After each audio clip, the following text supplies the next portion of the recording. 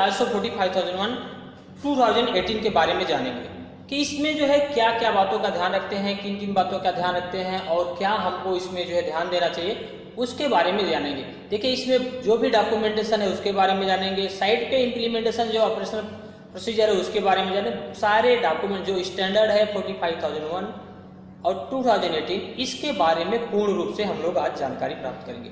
देखिए इसमें जो है 10 क्लाउजेज हैं total.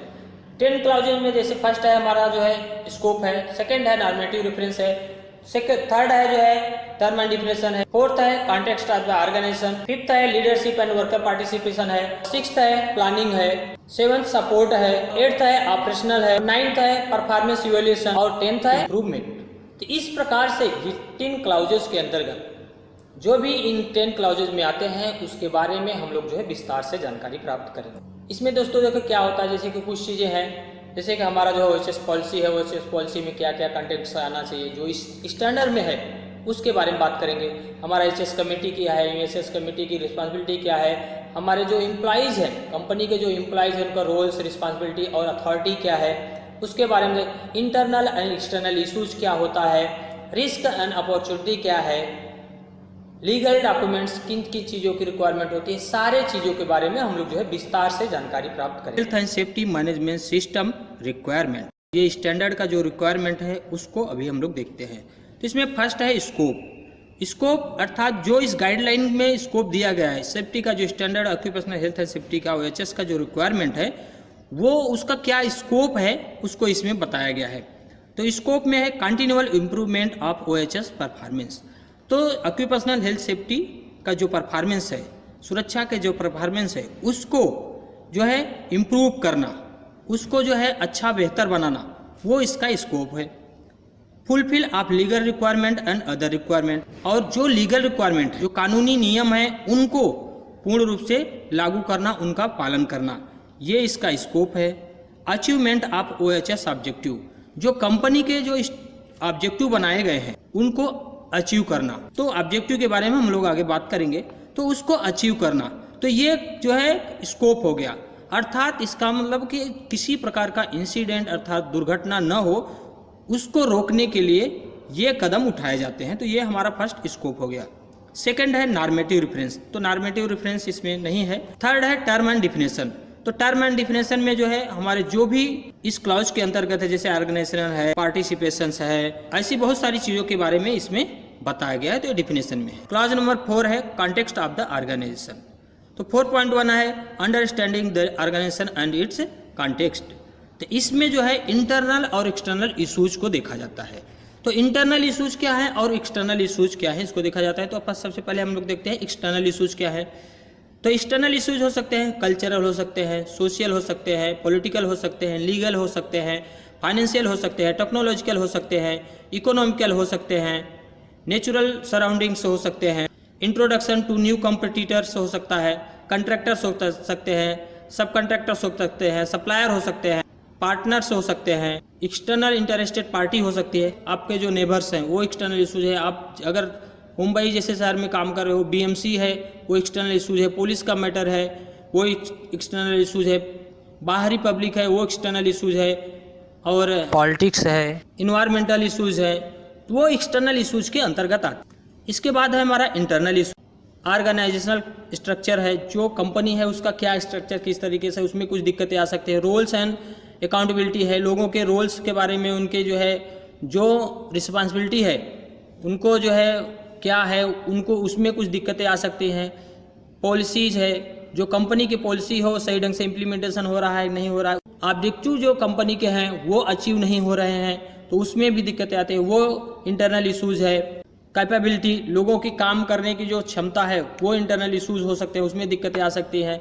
Understood in term of resources, जो भी रिसोर्सेज हैं उनको समझने के लिए में भी दिक्कतें आ सकती हैं। नॉलेज एंड कंपटेंस, जो लोगों का एक्सपीरियंस और लोगों की कंपटेंसी क्या है उसके बारे में भी दिक्कतें आ सकती हैं, जैसे कि human resources, process, system and technologies, information system है, इंट्रोडक्शन ऑफ न्यू प्रोडक्ट्स, अगर नया कुछ प्रोडक्ट्स आया उसमें इंट्रोडक्शन के बारे में, उसको समझाने के बारे में, उसको जानकारी देने के बारे में भी दिक्कत आ सकती है। मटेरियल है उसमें दिक्कत आ सकता है, सर्विस है, टूल्स है, सॉफ्टवेयर है, प्रेमिसेस है एंड इक्विपमेंट्स है, और वर्किंग टाइम अरेंजमेंट है, वर्किंग कंडीशन है। तो ये सभी जो है इंटरनल इश्यूज के अंतर्गत आते हैं। तो क्लॉज नंबर है 4.2 में understanding the needs and expectation of worker and other interested parties. इसमें नीड्स और एक्सपेक्टेशन को हमको जो है देखना है। तो नीड्स क्या है? OHS मैनुअल, सभी लोगों की आवश्यकता होती है सुरक्षा से संबंधित जो नियम कानून है उसके लिए एक मैनुअल बना के रखा जाए और उससे साइट पर इम्प्लीमेंटेशन किया जाए। जो BOCW एक्ट है उसके रूल्स, उसके नियम्स जो है साइट पर इम्प्लीमेंट हो, यह लोगों की नीड्स होती है। इसके बाद एक्सपेक्टेशन है। एक्सपेक्टेशन में क्या है? कंसल्टेशन, लोगों का परामर्श जो है स्वीकार किया जाए, लोगों की परामर्श सुनी जाए। पार्टिसिपेशन, भाग लेने की जो है अनुमति दी जाए, जो कोई जैसे मीटिंग होती है, ट्रेनिंग होती है, और भी उनके जो इश्यूज है उसको हाईलाइट किया करने का मौका दिया जाए। इसके बाद रिकॉग्निशन एंड रिवार्ड्स, मान्यताएं जो भी है सुरक्षा से संबंधित उनको जो है ध्यान में रखा जाए। कम्युनिकेशन फॉर रिक्वायरमेंट्स, जो भी रिक्वायरमेंट्स है उसके लिए कम्युनिकेशन का सिस्टम, एक दूसरे तक पहुंचाने की, बात पहुंचाने की जो है एक सिस्टम को बनाया जाए, रखा जाए। EHS कंसर्न, जो भी सुरक्षा से संबंधित नियम है उसका पालन करने का जो है निर्देश जारी किया जाए और उसको जो है लागू करने के सिस्टम बनाया जाए। क्लॉज नंबर 4.3 है determining the scope of the OHS management system. इसमें क्या है? Consider the external and internal issues, जो इंटरनल और एक्सटर्नल इशूज है उनकी आवश्यकताओं की को जो है ध्यान में रखा जाए, उनको पूरा किया जाए। Take into account the requirement referred, जो भी जरूरी आवश्यकता है सुरक्षा से संबंधित उनको ध्यान में रखा जाए।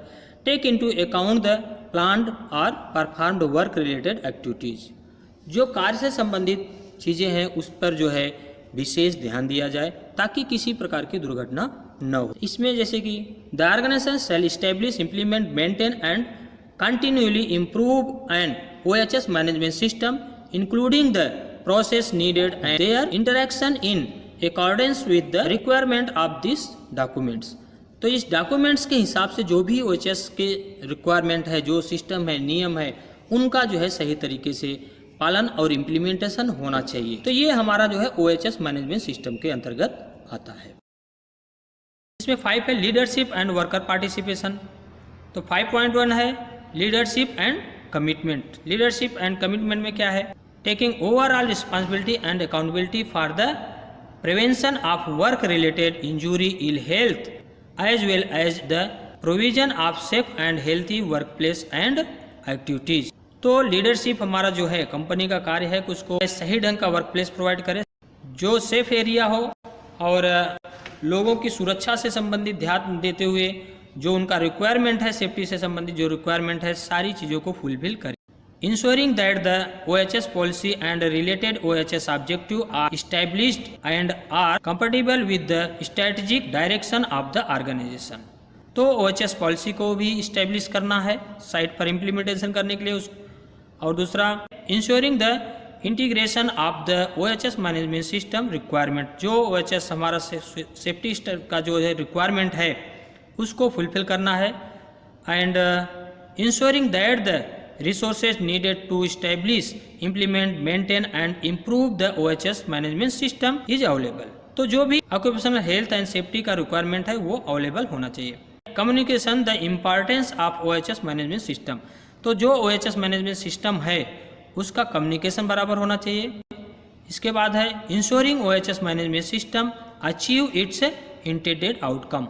तो OHS मैनेजमेंट सिस्टम जो ऑक्यूपेशनल हेल्थ एंड सेफ्टी का सिस्टम है वो बराबर से अचीव हो रहा है कि नहीं उसको भी देखना है। Establish health and safety committee, जो है हेल्थ एंड सेफ्टी कमेटी, एक सेफ्टी कमेटी जो है साइट पर इम्प्लीमेंट करना है, बनाना है। और प्रोटेक्टिंग वर्कर्स फ्रॉम रिप्रेजल, जो वर्कर्स हैं अगर वो किसी प्रकार का हमको जो है सूचना पहुंचाते हैं और उनको किसी प्रकार का कोई परेशान करता है तो वर्कर्स को प्रोटेक्ट करने का कार्य जो है कंपनी का होना चाहिए। ये हमारा लीडरशिप एंड कमिटमेंट हो गया। अब 5.2 है, क्लॉज नंबर 5.2 है OHS पॉलिसी। तो OHS पॉलिसी में हमको क्या देखना है? Includes a commitment to provide safe and healthy work place condition for the prevention of work related injury and ill health. तो एक पॉलिसी कंपनी बनाती है तो उस पॉलिसी में जो है जो सेफ्टी के स्टैंडर्ड है, सुरक्षा संबंधित जो चीज़ें हैं उस पर जो है उसको कमिटमेंट करना है। इसके बाद provide a framework for setting the OHS objective, और एक सेफ्टी से संबंधित उसको ऑब्जेक्टिव बनाना है जो पॉलिसी में ऐड रहेगा, include a commitment to fulfil legal requirement and other requirement. और जो OHS पॉलिसी है उसमें लीगल रिक्वायरमेंट फुलफिल करने का कमिटमेंट भी होना चाहिए। इसके बाद है include a commitment to eliminate hazard and reduce OHS risk. तो ये 8.1.2 में आप देखेंगे तो मिलेगा। तो जो हैजर्ड है, रिस्क है, उसको कंट्रोल करने का भी कमिटमेंट OHS पॉलिसी में आना चाहिए। Include a commitment to continual improvement of the OHS management system. तो और जो है सेफ्टी पॉलिसी में हमारा OHS मैनेजमेंट सिस्टम पूर्ण रूप से लागू करने का उसमें कमिटमेंट आना चाहिए। Include a commitment to consultation and participation of worker. यह भी कमिटमेंट करना है कि जो है वर्कर्स का जो पार्टिसिपेशन है उस किस प्रकार से रहेगा, उसका भी उसमें कमिटमेंट करना है। क्लॉज नंबर 5.3 है organisational roles, responsibility and authority. इसमें जो है जो कंपनी के अंदर कार्य करने वाले लोग हैं उनकी क्या रोल्स है, उनका क्या रिस्पॉन्सिबिलिटी है और क्या अथॉरिटी है, इन सारी चीज़ों को जो है आइडेंटिफाई करती है।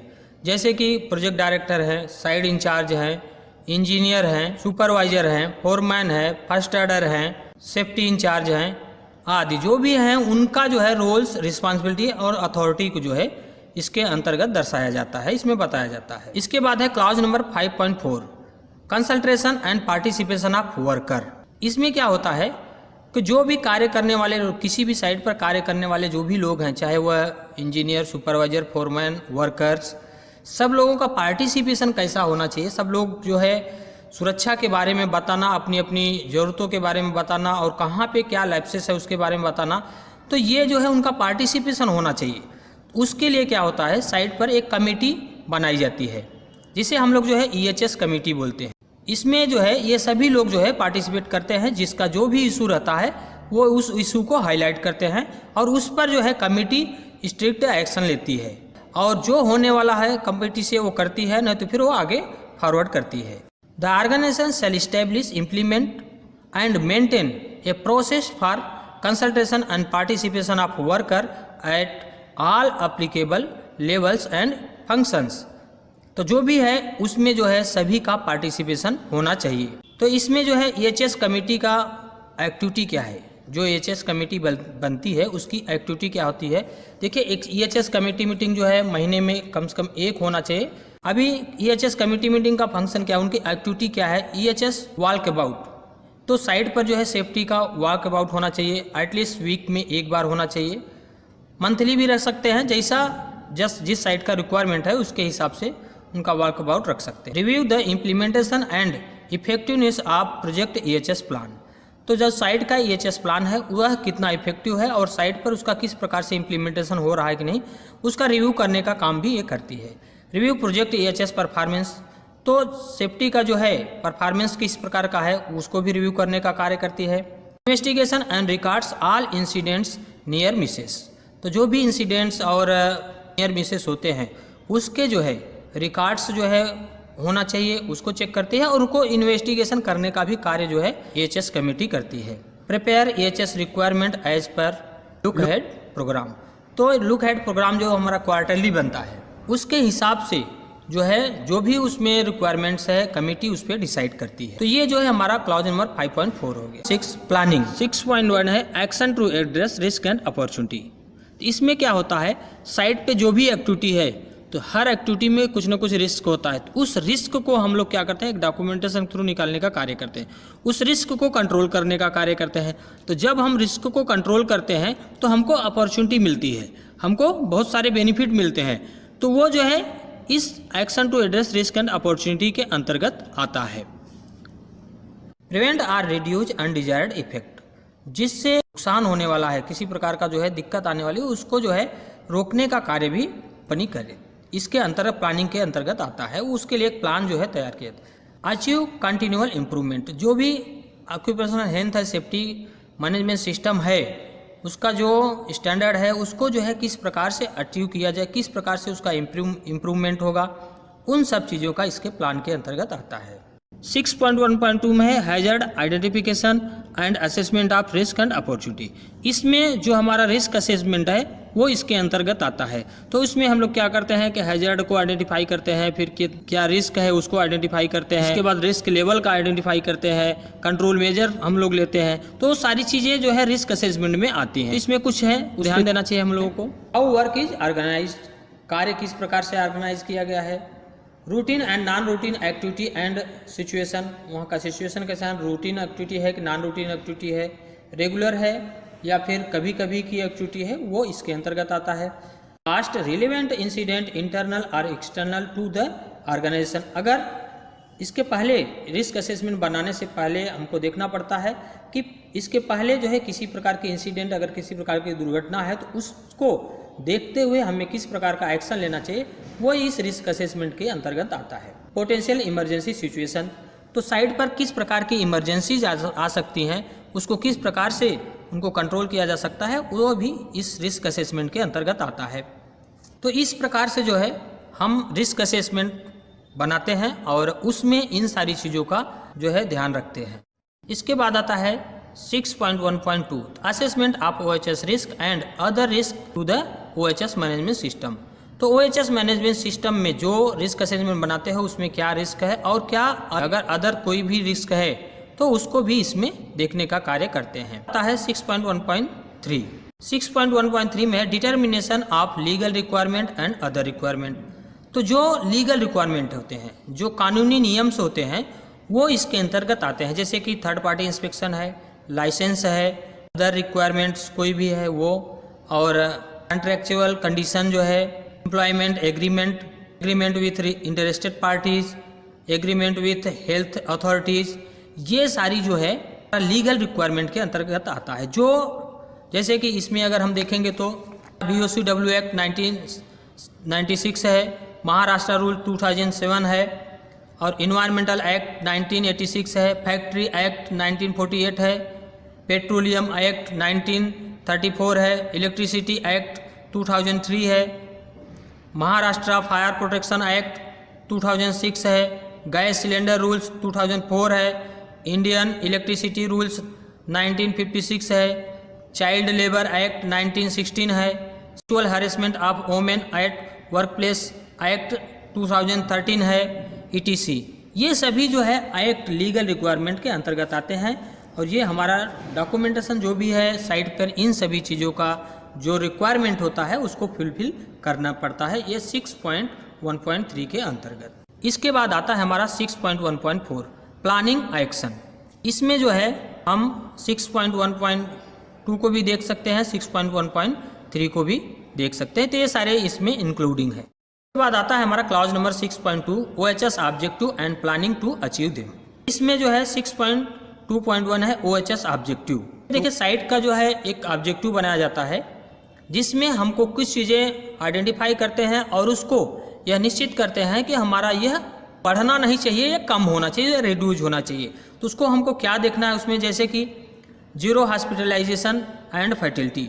तो साइट पर हमारा जो है जीरो हॉस्पिटलाइजेशन मतलब कोई भी व्यक्ति जो है हॉस्पिटलाइज नहीं होना चाहिए और किसी प्रकार की फर्टिलिटी नहीं होना चाहिए, यह हमारा ऑब्जेक्टिव होता है। इसके बाद है जीरो प्रॉपर्टी डैमेज इंसिडेंट। तो हमारा प्रॉपर्टी डैमेज इंसिडेंट भी जीरो होना चाहिए, किसी प्रकार का प्रॉपर्टी डैमेज नहीं होना चाहिए, इसका भी हम लोग ऑब्जेक्टिव बना सकते हैं। रिपोर्टिंग ऑफ ऑल इंसिडेंट, और यह जो है ऑब्जेक्टिव बना सकते हैं कि हम जो भी हमारे साइट पे इंसिडेंट होते हैं तो उसको हम सभी को रिपोर्टिंग करेंगे। इसके बाद अवेयरनेस ट्रेनिंग ऑन OHS। तो ऑक्यूपेशनल हेल्थ एंड सेफ्टी पर जो व्यक्ति आदमी जो कार्य करते हैं, साइट पे कार्य करने वाले लोगों को इनके बारे में, सुरक्षा के बारे में अवेयरनेस देना, उनको ट्रेनिंग प्रोवाइड करना, ये जो इसका भी ऑब्जेक्टिव बना सकते हैं। Be consistent with the OHS policy. तो OHS पॉलिसी की जो ऑब्जेक्टिव है, वो OHS पॉलिसी में जो ऑब्जेक्टिव है उसको जो है हम इम्प्लीमेंटेशन फुल सही तरीके से करेंगे। और ऑब्जेक्टिव हमारा बी मेजरेबल। तो ऑब्जेक्टिव हमारा मेजरेबल होना चाहिए, बी मॉनिटर्ड, और वह जो है मॉनिटर करने लायक होना। ऐसा ऑब्जेक्टिव नहीं बनाना है कि वह मॉनिटर न हो सके। इसके बाद बी कम्युनिकेटेड, और जो ऑब्जेक्टिव बनाएंगे वह कम्युनिकेटेड होना चाहिए और वह सबको पता होना चाहिए कि हमारे साइट का ये ऑब्जेक्टिव है। और बी अपडेटेड एज अप्रोप्रिएट, और वो जो ऑब्जेक्टिव है वो बराबर से उसका हमको जो है अपडेट करते रहना चाहिए। तो इस प्रकार से हम जो है ऑब्जेक्टिव पे ध्यान देते हैं। इसके बाद है हमारा 6.2.2 है planning to action OHS objective. जो हमने ऑब्जेक्टिव बनाया है तो उस पर जो है हमको एक प्लान बनाना पड़ता है, वो प्लानिंग करना पड़ता है कि हम किस प्रकार से इसको अचीव करेंगे। इसका फॉर्मेट हम आपको ऐड कर देंगे, इसमें ऐड कर देंगे, आगे देखेंगे। तो इसमें हमको क्या ध्यान देना चाहिए ऑब्जेक्टिव प्लानिंग करने के लिए, व्हाट विल बी डन, क्या हुआ, किस बात पर हमको जो है ऑब्जेक्टिव बनाना है, what resources will be required, और ऑब्जेक्टिव अगर बनाते हैं तो क्या रिसोर्सेस, किन चीज़ों की आवश्यकता उसमें हमको पड़ेगी, हु विल बी रिस्पॉन्सिबल, और जो ऑब्जेक्टिव बनाए हैं तो उसके लिए कौन रिस्पॉन्सिबल होगा, उसको कंप्लीट करने के लिए, अचीव करने के लिए कौन रिस्पॉन्सिबल होगा, when it will be completed, और जो ऑब्जेक्टिव बनाए हैं वह कब जो है कंप्लीट होगा, यह भी हमको सुनिश्चित करना है। How the result will be evaluate including indicators for monitoring, तो हमारा जो रिजल्ट है वह उसको जो है किस प्रकार से हम मॉनिटर करेंगे और कैसे यह डिसाइड करेंगे कि उसका रिजल्ट कैसा आ रहा है। इसके बाद है how the action to achieve OHS objective will be integrated into the organisation's business process, तो किस प्रकार से ऑब्जेक्टिव को हम अपने साइट पर अचीव करेंगे, उन सभी चीज़ों का जो है हमें ध्यान देना पड़ता है, और ये सभी हमारा प्लानिंग के अंतर्गत आते हैं। इसके बाद है क्लॉज नंबर 7 सपोर्ट, तो सपोर्ट में क्या है, 7.1 है रिसोर्सेस, तो हमको रिसोर्सेस में किन बातों का ध्यान देना पड़ता है, human resources, infrastructure, technology, financial resources, ये सभी चीज़ों का हमको जो है रिसोर्सों के अंतर्गत जो है देखना पड़ता है, इन सभी चीज़ों की हमको आवश्यकता होती है। क्लॉज नंबर 7.2 है कंपटेंस, कंपटेंस में क्या है, including the ability to identify hazard, qualification, education, trainings और एक्सपीरियंस, तो कंपटेंसी में जो भी हम कार्य करने के लिए जिस भी एम्प्लॉय को, जिस भी लेबर को अगर साइट पे लगाते हैं, कोई भी हो कंपनी का, तो उसका जो है यह चेक करना होता है उसके बारे में कि वह जो है हैजर्ड को आइडेंटिफाई कर सकता है क्या, उसका क्या क्वालिफिकेशन है, वह ट्रेंड है कि नहीं, वह उसको कितना एक्सपीरियंस है, इन सभी चीज़ों को जो है उसमें देखा जाता है। इसके बाद है क्लॉज नंबर 7.3 अवेयरनेस, अवेयरनेस में क्या होता है, सेफ्टी साइनेज, साइट पे सेफ्टी साइनेज डिस्प्ले होना चाहिए, इन्फॉर्मेट, जो लोगों तक मैसेज पहुंच सके उसके बारे में कुछ डिस्प्ले होना चाहिए, इंसिडेंट्स, जो दुर्घटनाएं होती हैं उसके बारे में जो है लोगों को अवेयरनेस ट्रेनिंग देना चाहिए, हैजर्ड, जो साइट पे एक्टिविटी, जो भी एक्टिविटीज़ है उसमें क्या खतरा है उसके बारे में लोगों को अवेयरनेस देना चाहिए, OHS रिस्क, साइट पे क्या रिस्क है, क्या खतरे हैं उसके बारे में जो है लोगों को अवेयरनेस जो है ट्रेनिंग, तो हर एक्टिविटी जो भी है एक्टिविटी सबका उनको लोगों तक अवेयरनेस पहुंचाना चाहिए ताकि जो है हम दुर्घटनाओं को रोक सकें। तो अवेयरनेस में ट्रेनिंग जो है जो दिया जाता है वो सब इसके अंतर्गत आते हैं। इसके बाद है 7.4 है कम्युनिकेशन, तो लोगों तक मैसेज किस प्रकार से पहुंचाया जाए या कोई भी मैसेज हम तक कैसे आएगा उसको देखना है। तो 7.4.1 है जनरल, इसमें on what it will be communicate, तो हमको क्या चीज़ कम्युनिकेट करना चाहिए, लोगों तक क्या चीज़ जो है कम्युनिकेट करना चाहिए वो भी हमको सोचना पड़ता है, देखना पड़ता है, वो इसके अंतर्गत आता है। व्हेन टू कम्युनिकेट, और कब कम्युनिकेट करोगे, और विथ होम टू कम्युनिकेट, किसके साथ में कम्युनिकेट करोगे, और हाउ टू कम्युनिकेट, और किस प्रकार से कम्युनिकेट करोगे। तो जो भी OHS रिक्वायरमेंट है उसको किस प्रकार से कम्युनिकेट करोगे, उन सब चीज़ों को इसके अंतर्गत हम चेक करें। तो क्लॉज नंबर 7.4.2 है इंटरनल कम्युनिकेशन, तो हमारा इंटरनल कम्युनिकेशन किस प्रकार से होता है उसको देखना है। तो हम इंटरनल कम्युनिकेशन कैसे करते हैं, ईमेल के द्वारा करते हैं, और इंटरनल ऑफिस मेमो, कुछ ऑफिस मेमो देकर या कुछ हमको ऑफिस मेमो मिलता है उसके द्वारा भी कम्युनिकेशन करते हैं। नोटिस बोर्ड लगाकर जो है कम्युनिकेशन करने का कार्य करते हैं। टेलीफोनिक, मोबाइल फ़ोन का उपयोग करके हम कम्युनिकेशन का कार्य करते हैं। कंप्लेंट रजिस्टर रहता है, उसमें जिसका भी कंप्लेंट रहता है वो उसमें ऐड लिखता है, तो उसके द्वारा भी कम्युनिकेशन होता है। मीटिंग्स, तो साइट पर मीटिंग्स वगैरह लेकर भी हम लोगों तक कम्युनिकेशन का कार्य करते हैं। तो इस प्रकार जो है ये इंटरनल कम्युनिकेशन हम लोग करते हैं। इसके बाद है क्लॉज नंबर 8 ऑपरेशनल में क्या है, 8.1 है operational planning and control. Operational planning का मतलब होता है जो साइट पे जो इम्प्लीमेंटेशन होता है, जो भी चीज़ें हैं उसके बारे में ध्यान दिया जाता है। ये डॉक्यूमेंटेशन से नहीं है, ऑपरेशनल मतलब साइट से, जैसे आपके वहाँ पे इमरजेंसी से संबंधित क्या है, कटआउट्स ओपनिंग है उसके लिए क्या है, प्लेटफार्म बना रहे हैं, कोई हाइट पे एक्टिविटी चल रही है उसके लिए क्या है, क्राइडल यूज कर रहे हैं उसके लिए क्या है, टावर क्रेन है उसके लिए क्या सेफ्टी प्रिकॉशंस है, ये सभी जो है ऑपरेशनल के अंतर्गत आती है। हर एक्टिविटी जो होती है उसमें सेफ्टी को हम लोग देखते हैं, उसके प्रिकॉशंस को देखते हैं, वो ऑपरेशनल में आते हैं। तो उसमें हम थोड़ा देखते हैं इसमें क्या है। इसमें है safe system of work. Number जो कार्य चल रहा है वो सिस्टम में चल रहा है कि नहीं, सही तरीके से चल रहा है कि नहीं, वो देखना है। इंश्योरिंग द कंपटेंस ऑफ वर्कर, जो वर्कर है कार्य कर रहे हैं उनकी कंपटेंसी, वो ट्रेंड है कि नहीं, एजुकेटेड है कि नहीं, उसके बारे में जानकारी है कि नहीं, वो सब चेक करते हैं। Suitability, preventive maintenance and inspection programme. तो जो भी हमारा जो इक्विपमेंट है, इंस्ट्रूमेंट जो भी है साइड पे इक्विपमेंट लगा है, उसका इंस्पेक्शन का जो प्रोग्राम है कि कभी इंस्पेक्शन करना है, क्या क्या मेंटेनेंस के टाइम शेड्यूल है, उन सभी चीज़ों को इसके अंतर्गत देखा जाता है। Specification of procurement of good and services.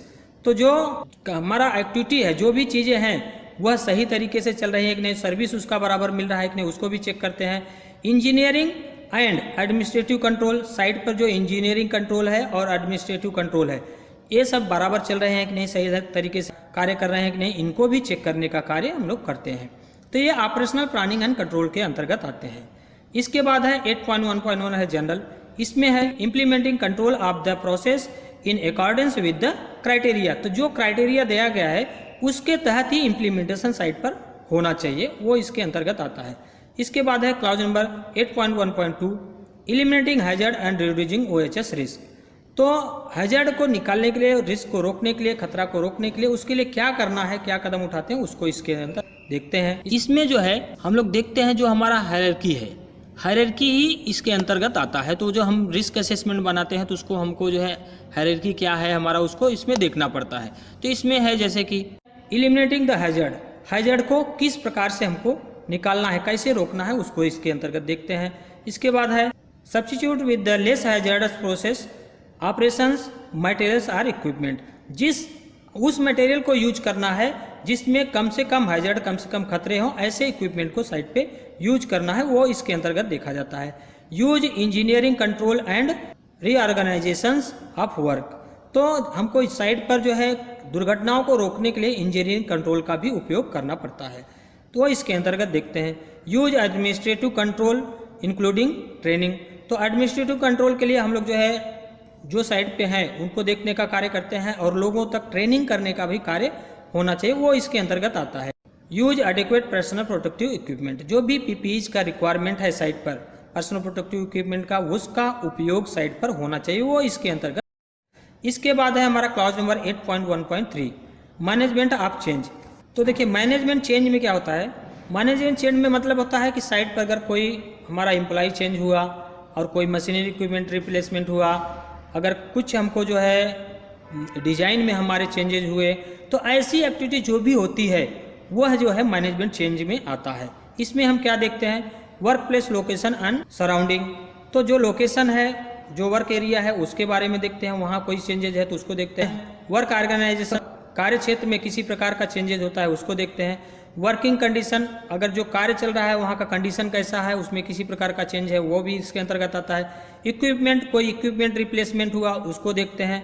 Work force, अगर आदमी का कोई चेंजेज हो रहा है, कोई एम्प्लॉय का चेंजेज हो रहा है, वो इसके अंतर्गत आता है।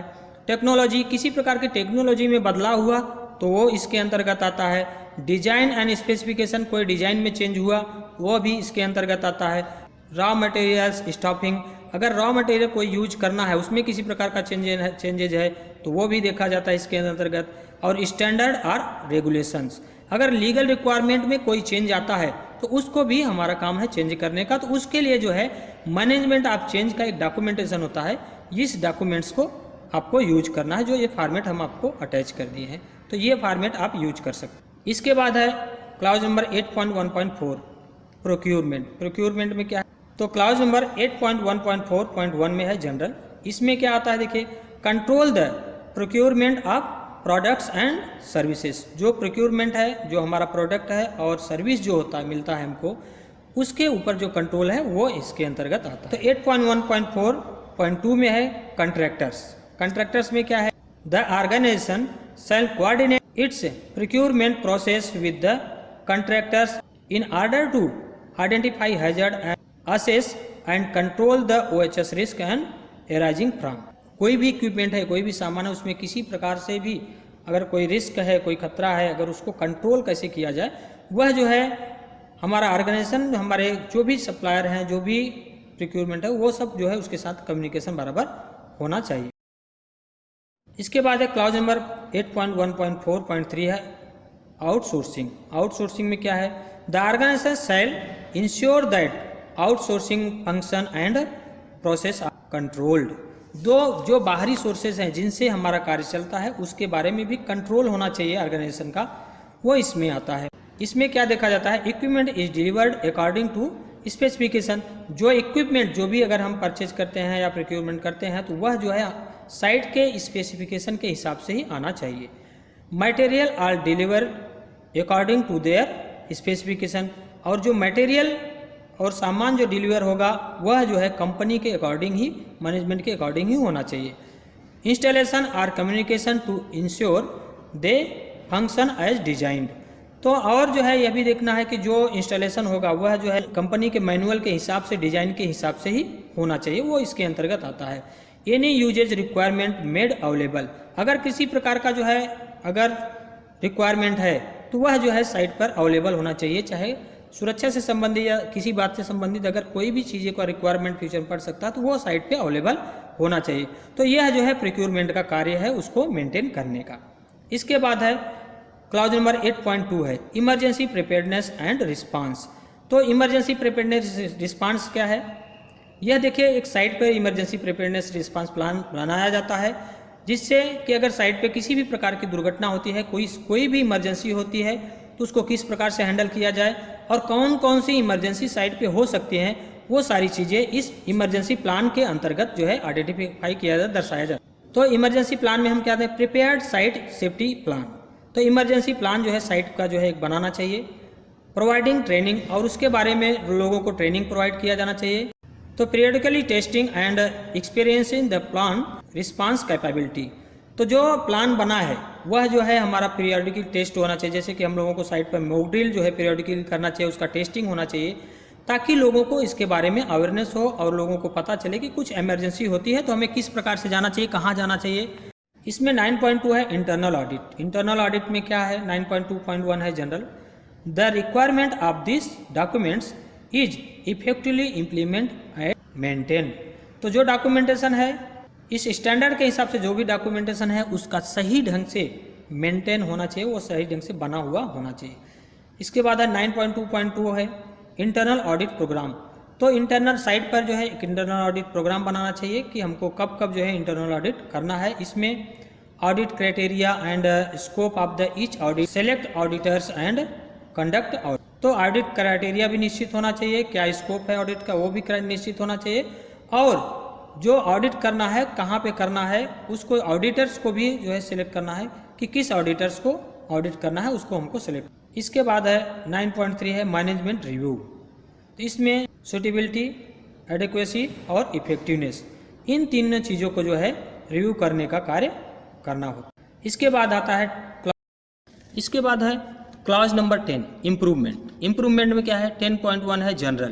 तो इसमें है the organisation shall determine opportunity for improvement and implement necessary action to achieve the intended outcome of the OHS management system. तो जो OHS मैनेजमेंट सिस्टम जो है उसको अचीव करने के लिए और उससे क्या बेनिफिट मिल रहा है, उसकी अपॉर्चुनिटी क्या हमको मिल रही है, उन सभी चीज़ों को ध्यान में रखते हुए जो है इम्प्रूवमेंट को जो है हमको आगे बढ़ाना चाहिए। जो भी इशूज है उसको सॉल्व करना चाहिए और उसे जो है अच्छी तरीके से लागू उसे किया जाना चाहिए। क्लॉज नंबर 10.2 है incident, non confirmative and corrective action.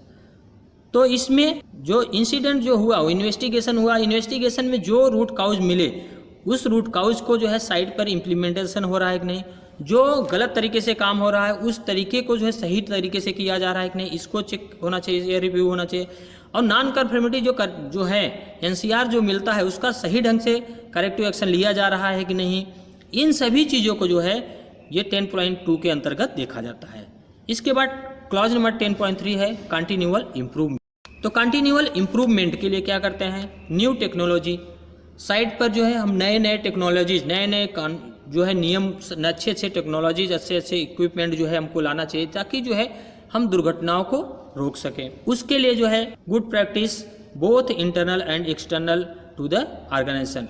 जो एक्सटर्नल साइड से या फिर इंटरनल साइड से जो अच्छे जो प्रैक्टिस हैं, गुड प्रैक्टिसेस हैं, उनको सही तरीके से साइट पर इम्प्लीमेंटेशन करना चाहिए और उन्हें हाईलाइट करना चाहिए ताकि साइट पे उन नियमों का सही ढंग से पालन हो। एक्शन ऑन सजेशन, जो भी लोगों के सजेशन मिलते हैं उस सजेशन पर एक्शन लिया जाना चाहिए, उसको साइट पर इम्प्लीमेंटेशन करना चाहिए अगर वह सुरक्षा से संबंधित है, अगर उससे जो है बेनिफिट, उससे फायदा मिलने वाला है तो। New knowledge and understanding of occupational health and safety related issues, जो नए नए नियम है, नियम अच्छे बनाना चाहिए। अच्छे अगर नियम है, नए नियम है तो उसको भी जो है इम्प्रूव करना चाहिए। और सुरक्षा के बारे में जो सेफ्टी से रिलेटेड जो इश्यूज हैं उनसे जो है सॉल्व करना चाहिए और उसको सही तरीके से साइट पर इम्प्लीमेंटेशन करना चाहिए। न्यू और इम्प्रूव्ड मटेरियल, नए और जिसमें प्रोग्रेसिव मटेरियल जो है जिससे दुर्घटना न हो, ऐसी चीज़ों को साइट पर लाना चाहिए। चेंजेज इन वर्क कैपेबिलिटी और कंपटेंस, अगर जो है कार्य करने में किसी प्रकार की टीम में दिक्कत है तो उसमें भी बदलाव आना चाहिए और कार्य करने के जो सिस्टम है, तरीके हैं, उसमें अगर किसी प्रकार की दिक्कत है तो उस नियम को, उस तरीके को बदलकर सही जो सुरक्षित तरीका है उसको अपनाना चाहिए। तो इस प्रकार से जो है कंटिन्यूअल इम्प्रूवमेंट के लिए हमें अच्छे कदम उठाना चाहिए ताकि बेहतर सुरक्षा सावधानियों को जो है साइट पर इम्प्लीमेंट किया जा सके, साइट पर लागू किया जा सके और दुर्घटनाओं को होने से बचाया जा सके। तो इस प्रकार से इसका जो है सही तरीके से हमको साइट पे इम्प्लीमेंट होना चाहिए, उसको जो है ध्यान में रखना है। तो ये हमारा जो है कंटिन्यूअल इम्प्रूवमेंट के अंतर्गत आता है। तो दोस्तों हम लोगों ने ISO 45001 को जो है देखा और इसमें सारी चीज़ों को है डिटेल में देखा है। धन्यवाद दोस्तों।